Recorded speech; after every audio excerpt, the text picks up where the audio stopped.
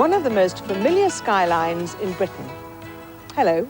What do Stonehenge here and Venice and the footpaths of the Lake District have in common? They're all in need of protection from you and me. Holidaymakers are threatening to overrun the world. Well, if you think that sounds a bit dramatic, let me give you two statistics. 40 years ago, in 1950, it was estimated that there was something like 25 million tourists worldwide. In 10 years' time, that could be 600 million. Imagine that. Stonehenge typifies the problem of tourism, how to preserve places while at the same time allowing people to enjoy them. It's a problem facing thousands of places in dozens of countries. For cities as popular as Venice, it's even been suggested there should be what amounts to turnstiles to control numbers. The simple fact is that tourism spoils the very things that we most want to preserve. Well, now it's an urgent green issue. We'll be hearing a lot about green tourism this year, and that's why we're raising the issue now. We'll be reporting today on holidays in Cyprus. But first, John looks at a surprising string of sunshine islands.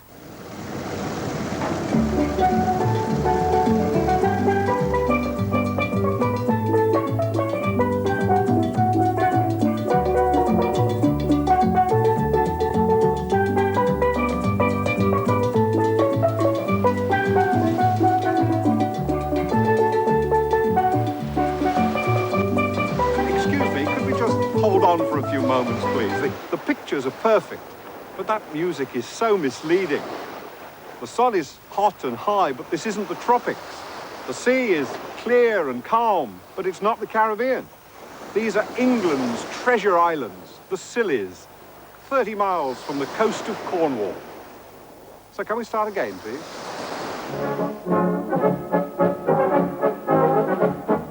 That's better. Well, a bit.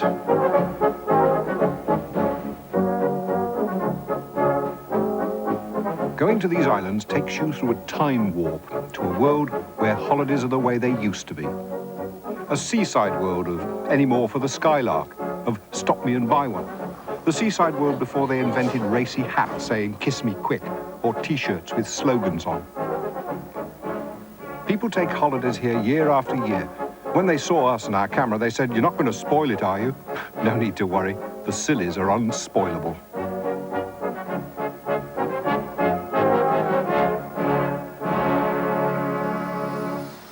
This is one reason why they're not all that easy to get to.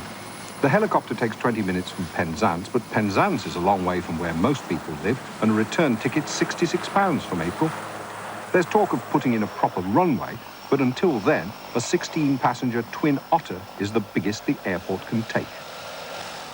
The ferry takes 2.5 hours from Penzance, costs £42 return, and rarely sails on Sundays.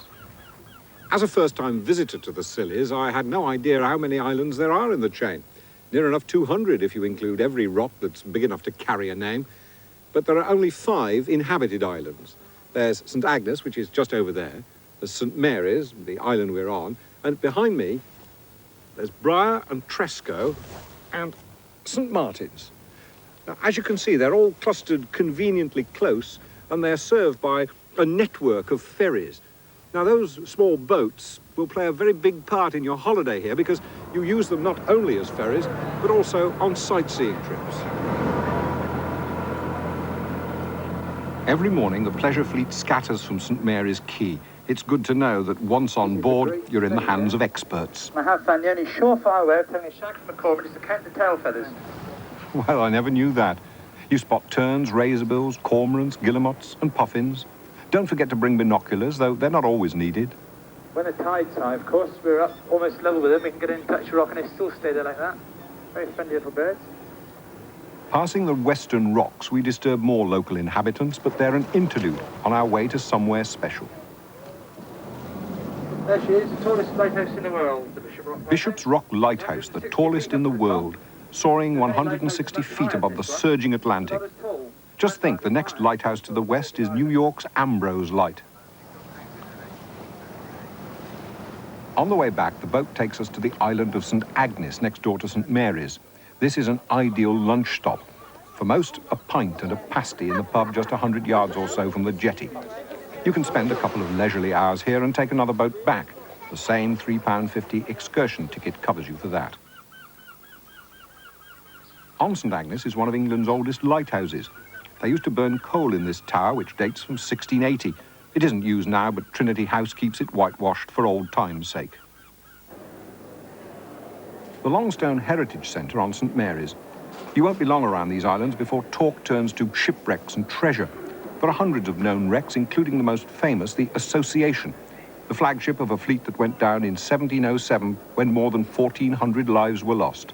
Treasure galleons, stately merchant ships of the East India Company, coasters and cargo boats, all have come to grief around these islands. On Tresco is a collection of salvaged figureheads, ghosts made of timber raised from the graveyard sea.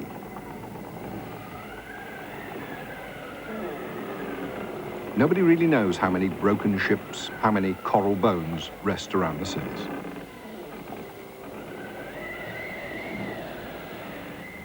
On a practical note, let me tell you about accommodation. St Mary's is where you find most of it.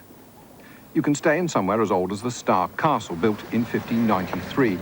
Between March and October, it's £259 to £294 for a week on half-board terms. Down in town, the Atlantic charges from £270 to £305 for a similar week. There are guest houses too numerous to mention, and at Holy Vale, a flower farm in the middle of the island, we found good examples of self-catering accommodation. Converted granite barns. They cost between £95 and £210 for a week. Over on the island of St Martin's is a brand new hotel. Much more than a new hotel, in fact, for it represents a giant leap forward for all the islands. The St Martin's Hotel brings to the Scillies an extremely high standard of accommodation and service, but in order to succeed, it must remain open and busy all year round. A week here on half-board terms will cost from £308 to £567 between now and the end of the year. The tiny island of St Martin's, hello, has about 85 inhabitants. They live in Lower Town, Middle Town and Higher Town. And this is the mile-long main road that links them all together. This whole island is an area of outstanding natural beauty and one that doesn't take easily to innovation and intrusion. You can well understand how the new hotel was opposed by some. But it's there now and working hard to succeed.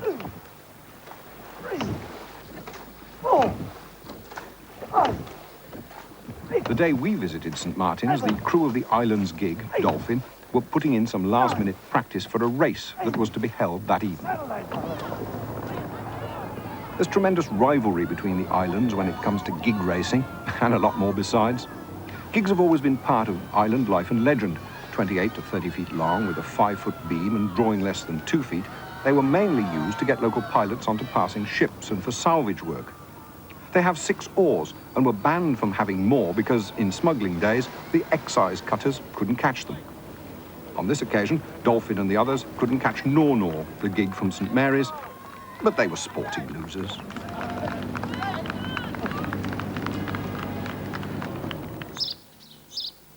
On Tresco are the famous Abbey Gardens, 12 acres of exotic plants, semi-tropical thanks to the Gulf Stream.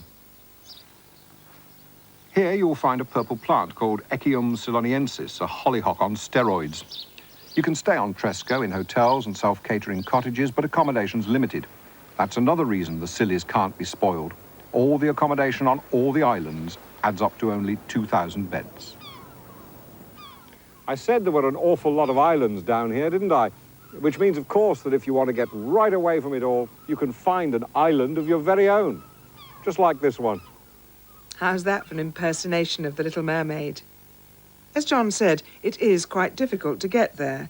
We flew with Bryman Airways, who operate regular flights between April and October. Return fares from Gatwick range from £169 to £220, and from Plymouth, £83 to £106, depending when you travel. The most important prehistoric site in Europe is Stonehenge. English Heritage looks after it, and last year it attracted nearly 700,000 people. At the moment, tourists are badly served. English Heritage admits that. It commissioned a report 5 years ago which described facilities as woefully inadequate, and nothing much has been done since. The shop certainly doesn't do justice to the huge numbers who pay £1.60 each to see Stonehenge. You have to stand at the refreshment counter. There's not much choice of food. The interpretation of the site is half-hearted, to say the least. There's nothing new about the damage caused by tourists. At one time, visitors could hire a hammer from a local blacksmith to knock off fragments as souvenirs. And there was another kind of vandalism, graffiti. Many people have carved their names over the years. Even the great 17th century architect Sir Christopher Wren left his mark. Because of the wear and tear on the stones, the public have been stopped from going inside the ring since 1978. Proposals have been made to build a visitor centre capable of handling 1 million tourists a year. It'll be a mile away. This stretch of the A344 may be turfed over. It passes within 6 feet of the heel stone, over which the sun rises at the midsummer solstice. When all this will happen, no one knows for sure. Plans still have to be officially approved. Well, now we have a holiday report coming up, and then we should be looking at how tourism is threatening the environment in other parts of the world. But in the meantime, Cyprus. On the whole, bookings for Mediterranean holidays are down at the moment. Cyprus is an exception. The flight from London Heathrow to Larnaca takes just over 4 hours. Cyprus Airways flies a daily service. The current cheapest fare from London is £175, rising to £213 in summer. Minimum stay is 7 nights. You must pay at the time of booking and reservations cannot be changed. Our report takes us to Limassol, as well as to the Troodos Mountains and Paphos in the southwest corner. Here in Cyprus, it's not holiday doom, but holiday boom. The number of visitors from Britain has increased by 40% since 1987, a big contrast to many other Mediterranean destinations. Cyprus offers more than the conventional formula of sizzling sun and sand. The island is strewn with the remains of long-gone civilizations. Standards of accommodation, whether hotel or self-catering, are extremely high. Every visitor comments on the friendliness of the people. Most Cypriots don't just speak English, they speak it with a smile. So you don't have to use any machine at all. Brochure rates might appear expensive, but once there, day-to-day prices are surprisingly low. A good meal for 2 with wine costs around £10. Restaurant prices, quality, and even portions are controlled by law, and they don't mess around. Persistent offenders can have their restaurants closed down. Cyprus has never really competed in the mass package stakes. Restrictions on charter flights mean that a holiday here still has a certain prestige. The harbour town of Limassol in the south is the island's liveliest resort. It's big, brassy, and not particularly beautiful, but dedicated to giving visitors a good time. There's a traffic-free shopping area where the biggest bargain is sandals at £6 a pair. But behind the souvenir stores, traditional craftsmen grind, saw and stitch in gloomy little workshops. Some of Limassol's seafront hotels are on the wrong side of a congested main road. You need iron nerve to cross it at rush hour, but by next year, a new road system should have funneled the traffic away. With its large swimming pool and sun terrace, the 4-star Churchill Hotel is right on the beach. It's one of more than 80 hotels and apartment blocks on a 7-mile stretch leading into town. Rooms are large, light and airy, all with their own bathrooms, and have a balcony to catch the sun, just right for breakfast. From the Churchill's beach area, you can water ski, go windsurfing and parasailing, or take lessons in scuba diving. Limassol's town beach is a long way from Caribbean gold. The dark sand and shingle is often crowded. They say they're improving the 3 public beach areas and their facilities, like changing rooms, showers, bars and lifeguards. With luck, they'll be ready this summer. But you only have to go a short distance to find uncrowded beaches away from the main roads, where sandcastles don't get trodden underfoot. Limassol Castle has withstood even rougher treatment for more than 800 years. It only costs about 40 pence to get in. Admission charges to most monuments in Cyprus are amazingly low. On Limassol's main seafront promenade, discos, bars and tavernas link together in a necklace of noise and neon. Entertainers demonstrate a perfectly harmless way of letting drink go to your head, along with the dangers of having one too many. Limassol may be crowded, but it's refreshingly free from the yobbo element. It's a reassuring feeling, the kind of thing that brings an extra sparkle to the nightlife. To keep the merriment flowing, more than 20,000 barrels of wine lie maturing in the island's biggest winery. Cyprus has been famous for its wine for 1,000 years, and in wineries like this, the island still produces around 10 million gallons a year. Most wineries offer tours and tastings to visitors. After all, a few sips don't make much of a dent in 10 million gallons. With supermarket wine at less than £1 a bottle, cheap fruit and vegetables, and the markets full of specialities like smoked pork, it's little wonder that 31% of British holidaymakers opt for self-catering. Yeah, will you weigh that one for us, please? Limassol's Eden Beach Hotel is the biggest self-catering block on the island. Overlooking the sea, the apartments, this one sleeps 4, have their own kitchen and bathroom and daily maid service. And when self-catering pours, there's also a restaurant. The social centre is the rooftop bar and pool. Well, is that bit nearer the sun? The beach below, scruffy when we were there, should be improved by this summer. The country buses are splendid museum pieces, but it's easier by car. From Limassol, you can reach all the main scenic areas within an hour. Daily hire car rates start at around £15. Just to make things simpler, you drive on the left and all the road signs are in English. The road into the Troodos Mountains snakes upwards for 6,000 feet, with red-roofed villages travel. Women work the fields and tend their flocks.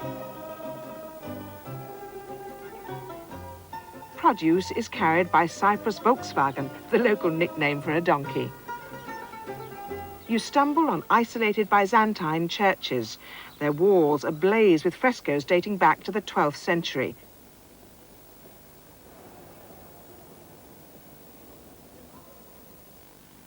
Dozy little Omedos is said to be the cleanest village in Cyprus. Not that there's much sign of activity. Life goes on at the pace of the slowest person, with the outdoor cafe firmly established as the centre of communal lethargy. At Lefkara, however, it's all go. The village is the lace-making and silverware centre of Cyprus. Everyone seems to be stitching or hammering in a race for the tourists' money. In Finney, only 2 women still make the rather dour, colourless pottery, which was once the village's main industry. No towering kilns here, just a bread oven at the end of the chicken run.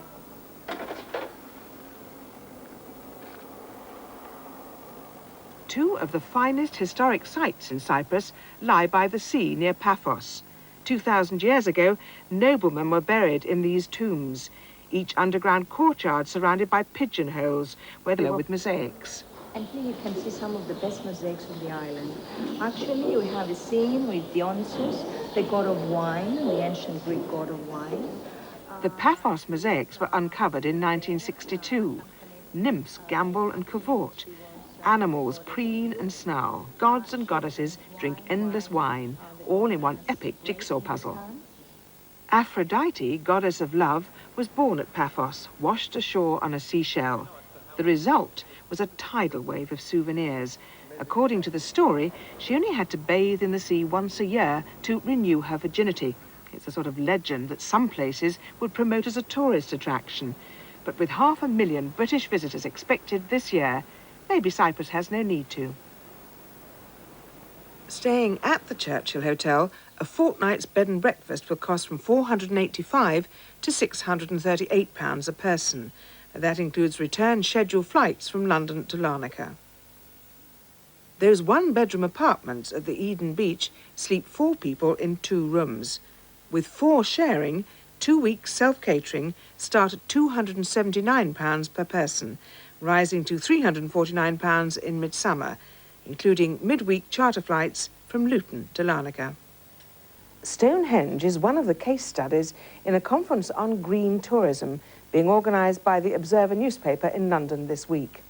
One of the main speakers at that conference is Bernard Lane from Bristol University. I don't know, Mr. Lane, what green tourism is. Well, that's because it's quite a new concept which has come to Britain from the Alps, and it aims to provide visitors with a more satisfying holiday, a healthier holiday, and above all, one that's ecologically acceptable. It's less damaging.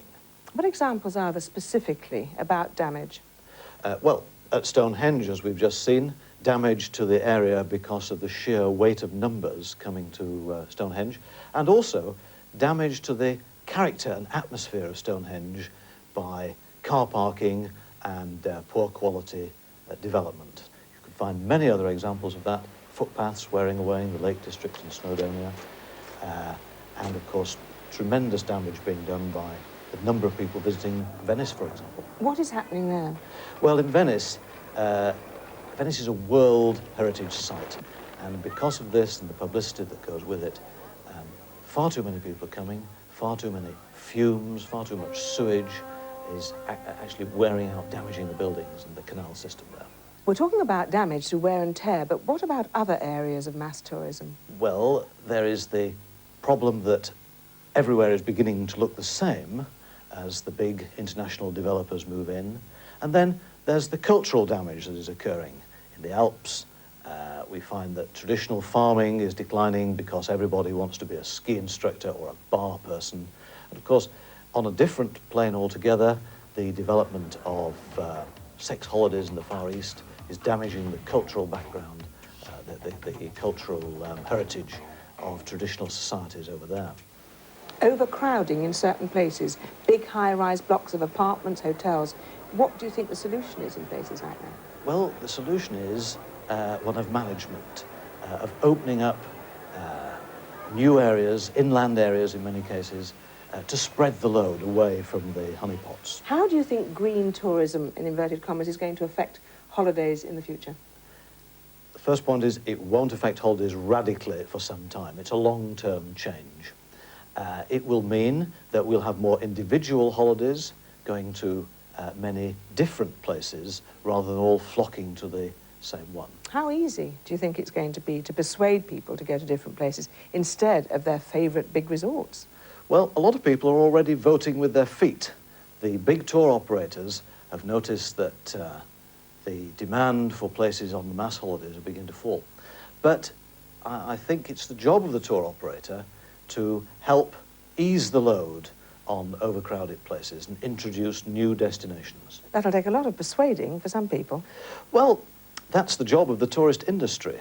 After all, Wigan is now an important tourist resort, and if you can sell Wigan, as a Yorkshireman, I would say you can sell anywhere. Bernard Lane, who's speaking at the special conference being organised by the Observer newspaper on green tourism in London this week. And there'll be a full report of that conference in next Sunday's paper. Well, details of all the holidays we've looked at today are on our fact sheet, and the address for that will be coming up in a moment.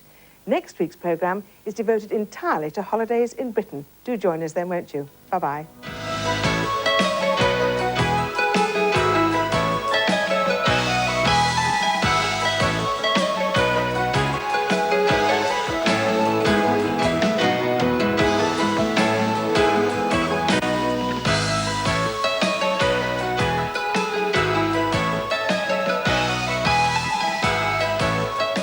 Details of all the holidays shown in this programme can be found on page 194 of ITV's Oracle teletext service.